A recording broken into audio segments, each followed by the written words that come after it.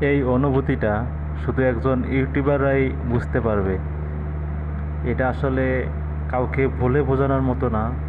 যখন নিজের ইউটিউব চ্যানেলের সাবস্ক্রাইবার একটা একটা করে গ্রো করে, তখন দেখতে যে কী ভালো লাগে সেটা সবাই বুঝতে পারবে না। যারা ইউটিউবার, যারা চ্যানেলে কাজ করতেছে, সময় দিচ্ছে, তারাই বুঝতে পারবে যে আসলে কতটা ভালো লাগা কাজ করে এই জিনিসটা দেখার মাধ্যমে।